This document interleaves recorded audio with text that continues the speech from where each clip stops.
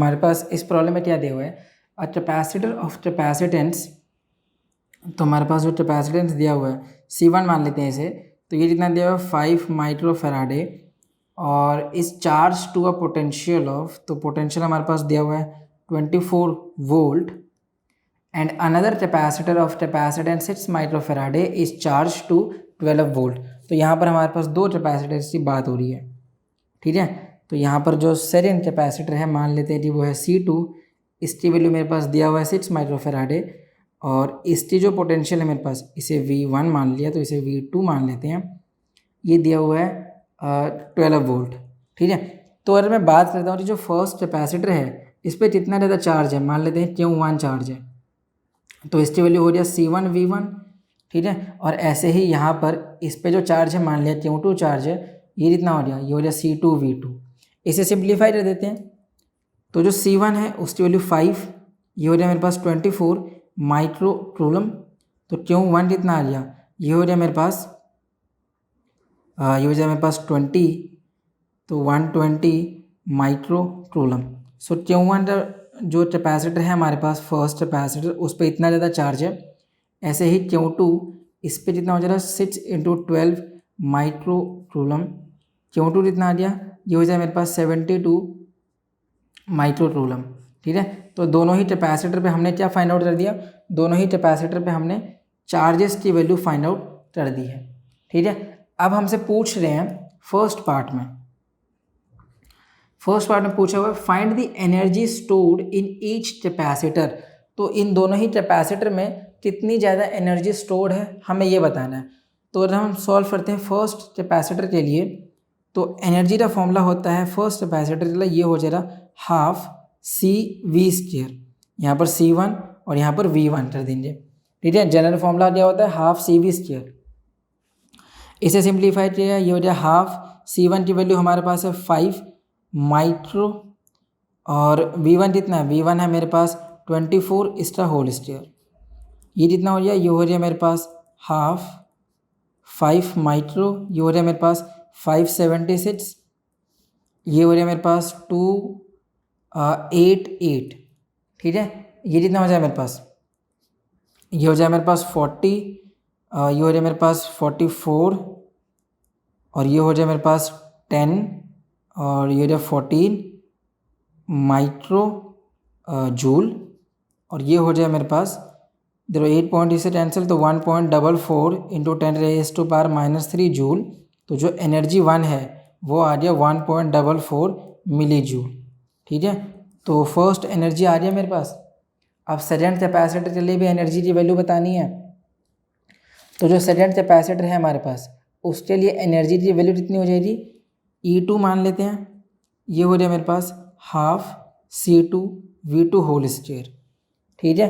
तो ये कितना है रिजल्ट में, ये हो जाए हाफ C2 की वैल्यू है 6 माइक्रो फैराडे, और V2 कितना है मेरे पास 12 इसका होल स्क्वायर, ये हो जाए मेरे पास 3 × 144 × 10⁻⁻⁶। E2 कितना आ गया, E2 हो जाए मेरे पास 384, तो ये हो जाए 10⁻⁻⁶, और E2 आ जाना चाहिए मेरे पास 0.432 10⁻⁻³ मतलब मिली जूल, ठीक है। तो ये फर्स्ट पार्ट का प्रॉब्लम तो हमारे पास सॉल्व हो गया। तो यहाँ पर जो हमारे पास बी पार्ट है उसमें हमसे क्या पूछ रहे हैं, अब the positive plate of the first capacitor is now connected to the negative plate of the second capacitor and the vice versa, find the new charges on the capacitors. तो हम यहाँ पर दो कैपेसिटर सबसे पहले ड्रॉ कर देते हैं। ये हो रहा है मेरे पास फर्स्ट कैपेसिटर, और ये हो जाना चाहिए मेरे पास सेकंड कैपेसिटर, ठीक है। हमें क्या बोल रहे हैं, हमें ये बोला हुआ है कि एक ही पॉजिटिव प्लेट, मान लेते हैं ये पॉजिटिव प्लेट था, इसे हमने नेगेटिव प्लेट से ज्वाइन कर दिया है दूसरे कैपेसिटर की। तो C1 मान लिया मैंने इसे मैंने मान लिया C2, इसकी नेगेटिव प्लेट इसके पॉजिटिव प्लेट से हमने ज्वाइन कर दिया। अब क्या पूछ रहे हैं, अब ये पूछ रहे हैं कि इन कैपेसिटर्स के ऊपर न्यू चार्ज कितना डेवलप्ड हो जाता है। सो देखो अरे जो हमने बोला था इस कैपेसिटर के ऊपर चार्ज कितना था, पॉजिटिव Q1, इस पे चार्ज कितना है, नेगेटिव Q1 प्लेट्स पे, इस पे चार्ज कितना है, नेगेटिव Q2, इस पे कितना है, पॉजिटिव Q2। ठीक है, तो अगर मुझे नेट चार्जेस बताना है तो फ्लो ऑफ चार्जेस की बात कर लेते हैं। सो जो नेट अगर चार्ज बताना है तो ये नेट चार्जेस फ्लो तब तक होने वाली है, चार्जेस फ्लो तब तक हो सकती हैं जब तक यहाँ इसका पोटेंशियल इसके पोटेंशियल से बराबर ना आ जाए। तो इसका मतलब ये हुआ कि अगर मैं यहाँ पर कॉमन पोटेंशियल फाइंड आउट कर देता हूँ तो वो जिससे बराबर हो जाएगा वो मेरे पास इन चार्जेस से सम के बराबर हो जाएगा। देखो कैसे कि जो मेरा कॉमन पोटेंशियल मुझे सबसे पहले फाइंड आउट करना है। सो कॉमन पोटेंशियल मैं फाइंड आउट कर सकता हूँ। देखो यहाँ पर कितना ज़्यादा फ्लो हो रहा है चार्जेस का, तो Q1 किसी भी कैपेसिटर की प्लेट को ले लो, मतलब मान लेते हैं कि हमने ये वाला प्लेट ले लिया, ठीक है, ये दोनों ही प्लेट यहाँ पर मैंने ले लिए हैं। सो मैं इन दोनों ही प्लेट्स को ले लेता हूँ तो ये कितना आ जाए मेरे पास, ये दोनों प्लेट मैंने कैपेसिटर ऐसे ले लिए, ठीक है। तो यहाँ से मेरे पास इनके जो चार्जेस है सम है, सॉरी डिफरेंस है आ जाएगा, तो Q1 सम ही हो जाएगा क्योंकि मेरे पास माइनस है, Q2 इसकी वैल्यू किसके बराबर है, इसकी वैल्यू हो जानी चाहिए, कॉमन पोटेंशियल फाइंड आउट करना है। तो यहाँ से कॉमन पोटेंशियल चार्ज कितना है, C1 V1 plus C2 V2, ठीक है। ये कितना आ रहा है मेरे पास, ये हो रहा है मेरे पास, इसे प्लस यूज से लेते हैं, यहाँ पर माइनस ऐसे लिख लेते हैं क्योंकि ये मैं माइनस वाला यहाँ पर ऐसे ले रहा हूँ ना इसीलिए। सो Q1 की वैल्यू हमें पता है 120 और ये है मेरे पास 72 यूनिट्स, ये है माइक्रो जूल। ये कितना आ रही है मेरे पास, C1 5 और V1 की वैल्यू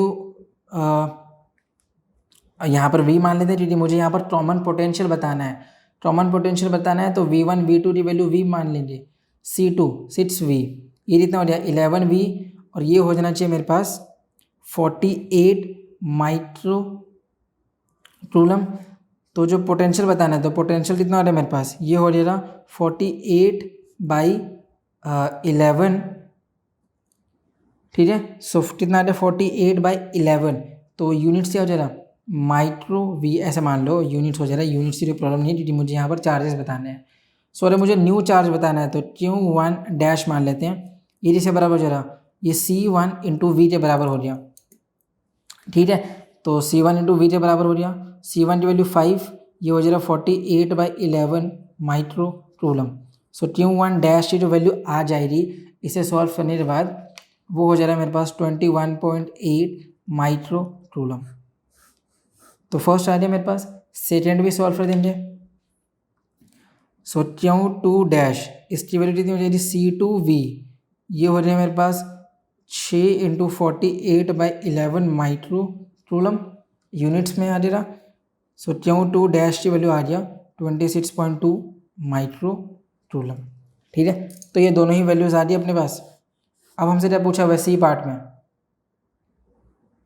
तो यहाँ पर जो हमारे पास सी पार्ट है उसमें हमसे पूछ रहे हैं find the loss of electrostatic energy during the process. तो इस प्रोसेस में कितना ज़्यादा इलेक्ट्रोस्टैटिक एनर्जी लॉस्ट हो जाता है। अच्छा, इससे जो हमारे पास डी पार्ट है उसमें पूछ रहे हैं वेयर डज दिस एनर्जी गो। तो ये जो एनर्जी का डिफरेंस पहले फाइंड आउट कर लेते हैं, फिर बताते हैं एनर्जी कहाँ जाने वाली है। हमें पता है वो एनर्जी हीट में ही चली जाएगी। सो जो डेल्टा ई आ जाएगा मेरे पास, वो हो जाएगा मेरे पास एनर्जी बिफोर कनेक्शन मतलब initial energy minus energy after connection तो फाइनल एनर्जी, ठीक है। तो इसका सम देखते हैं। तो जो इनिशियल एनर्जी था मेरे पास वो कितना था, वो हो जाएगा E1 प्लस E2, ठीक है, माइनस फाइनल एनर्जी कितना हो जाना चाहिए, ये हो जाना चाहिए मेरे पास E1 dash plus E2 dash, ठीक है। अब ये दोनों ही वैल्यूज़ है नहीं हमारे पास, ये दोनों ही वैल्यूज़ हमारे पास नहीं है। तो सबसे पहले तो मुझे इन दोनों ही वैल्यूज़ को सॉल्व करना होगा, तभी मेरे पास एनर्जी का डिफरेंस आ जाएगा। तो इसे हम सब यूज़ करेंगे और हम सबसे पहले E1 डैश और E2 डैश के लिए सॉल्व करते हैं। सो देखो यहीं पे सॉल्व कर देंगे। तो ये कितना हो जाना चाहिए, E1 डैश इसकी वैल्यू हो रही है मेरे पास हाफ C1 और पोटेंशियल जो ट्रॉमन पोटेंशियल यूज़ हो रहा था तो वी स्क्वायर, ये हो रहा है मेरे पास हाफ, C1 की वैल्यू 5 माइक्रो कूलम, ठीक है, और एनर्जी हमारे पास मिली जूल में आ जा रही, तो ठीक है 10⁻⁻�6, और वी कितना था मेरे पास, वी था 48/11 इसका होल स्क्वायर, ठीक है। तो जब आप इस वैल्यू को सॉल्व करते हो तो आपके पास क्या रिजल्ट आ जा रहा, ठीक है। तो ये जब आप इस वैल्यू सॉल्व करते हो तो जो आपके पास E1 डैश आ जाता है वो आ जाता है 0.047 के आसपास की वैल्यू आ जाएगी, और यूनिट्स क्या हो जा रहा, मिली जूल, ठीक है। ऐसे ही जब आप E2 डैश सॉल्व करते हो तो ये हो जा रहा हाफ, C की वैल्यू 6 × 10⁻⁻⁶ 48/11 होल स्क्वायर। तो जो E2 डैश है आपके पास वो कितना आ जा रहा, वो हो जा रहा 0.05 मिली जूल के आसपास की वैल्यू, ठीक है। अब ये दोनों ही वैल्यूज़ हमें पता है, ये दोनों वैल्यूज़ भी हमें पहले से ही पता थी, इससे सॉल्व कर देते हैं। तो ये जो डेल्टा E आ जाए मेरे पास, ये जितना हो जाए E1 + E2, तो इनिशियल एनर्जी मेरे पास जितना था वो दोनों ही एनर्जी का समीशन था, कितना आया था मेरे पास, ये हो जा रहा 1.44 + 0.43, 2 भी था पर 43 मान लेते हैं, माइनस, और ये हो जाए मेरे पास 0.04, यहाँ पर 2 भी अब यूज़ ही कर लेते हैं, 0.047 + 0.05, और इन सभी की जो यूनिट्स थी मिली जूल ही है तो मिली जूल यहाँ पर यूज़ कर लेते हैं, ठीक है। इसे सॉल्व कर देंगे तो ये हो जाए मेरे पास 2, ये हो जाए मेरे पास 7, ये हो जाए मेरे पास 8.1 माइनस, ये हो जाए मेरे पास 5, ये हो जाए मेरे पास यहाँ पर 7, ये हो जाए मेरे पास कितना हो जा रहा है, ये यहाँ पर मैंने ऐड कर दिया तो ये हो जाए मेरे पास 7 आ जा रहा है यहाँ पर, और फिर ये वाली वैल्यू इसके साथ ऐड हो जा रही तो ये आ रहा है मेरे पास 9, और ये हो जाए मेरे पास यहाँ पर 0.0 मिली जूल, ठीक है। तो ये आ जाए मेरे पास वैल्यू, इसे अब सॉल्व कर देंगे तो जो डेल्टा E की वैल्यू है वो हो जाए मेरे पास 5, ये हो जाए मेरे पास 6 9, तो यहाँ पर आ जाए मेरे पास 16 - 9, ठीक है। तो ये जितना हो जाए मेरे पास, ये हो जाए 7, ये हो जाए मेरे पास 7, ये हो जाए मेरे पास 1.775 मिली जूल के आसपास की वैल्यू आ रही है, ठीक है। तो 1.775 मिली जूल के आसपास की वैल्यू आ रही है, तो यही हमारे पास फाइनल रिजल्ट है। अब डी पार्ट में हमसे पूछा हुआ है कि ये जो एनर्जी है वो जा रही है, ठीक है। तो हमें पता है ये एनर्जी लॉस्ट हो रही है हीट में, ठीक है। तो ये एनर्जी लॉस हो रही है हमारे पास हीट में, ठीक है। तो ये हमारे पास डी पार्ट का आंसर है। इससे आसान सॉल्यूशन और कहीं नहीं।